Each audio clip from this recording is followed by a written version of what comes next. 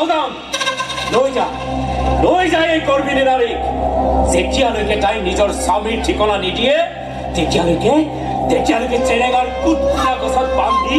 কঠোৰৰ পৰা কঠোৰ শাস্তি দে মোক বলপূৰ্বকভাৱে লৈ যোৱাৰ প্ৰয়োজন নাই বৰফুকন ডাঙৰীয়া দেহ আৰু স্বামীৰ স্বাৰ্থত ৰাজকীয়ভাৱে যি শাস্তি মোক প্ৰদান কৰে তাৰ বাবে মই সদা প্ৰস্তুত নকওঁ স্বৰ্গদেউ আৰু বৰফুকনৰ নামত কুলৰ কলংকত হয় অসহ্য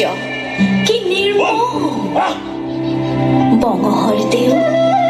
জেৰেঙাৰ আকাশৰ চৰাইৰ মিনতিত আৰু জেৰেঙা পথাৰৰ বিৰিহৰ বিননিত জুলুৱা বতাহ ছাতিৰ সতে তুমি বহিবা শুনিবা তোমাৰ জয়াৰ এই ত্যাগৰ কাহিনী তোমাৰ বাবে এই মাটিৰ বাবে এই দেশৰ বাবে স্বেচ্ছাচাৰিতা শোষণ আৰু কুমন্ত্ৰণাৰ বেৰ উফৰাই তুমি আদৰ্শ হবা চাহ দিবা অসমীয়া তোমাৰ গোলাৰ কবিতাটো স্বামী কথা ভালে কোন আছে কথা পানি নকওঁ মই কেতিয়াও নকওঁ তহঁতি মোক যি শাস্তি দিয় তাকেই দে নকওঁ তই নকওঁ কৈ দে কিমান নোৱাৰো জমৰ জাতৰা তহঁতেনো কি কৰিবি আৰু কিমান শাস্তি দিবি ৰখাতলে যোৱা ইন্দ্ৰবংশী আহোমৰ নাম জিলিকাবলৈ মোৰ বঙহৰ দেৱেই শেষ আশা তেওঁ আহিব আহোম ৰাজ্যত পুনৰ শান্তি আৰু সুশাসন প্ৰতিষ্ঠা হ'ব ইতিহাসে কিন্তু লালুকক কেতিয়াও ক্ষমা নকৰিব জেৰেঙা তাৰেই সাক্ষী হৈ ৰ'ব আকৌ গৰাবাৰী ক'ত আছে গৰাবাৰী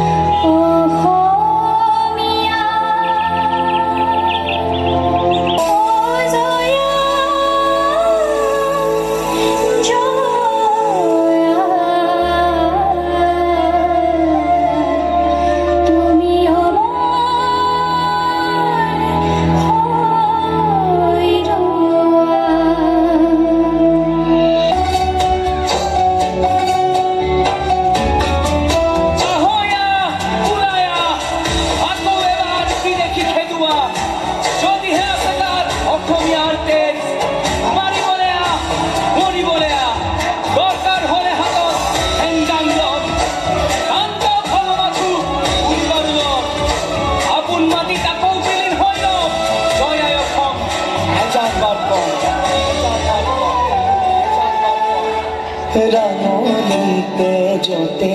উঠিল বহু সপোন আশা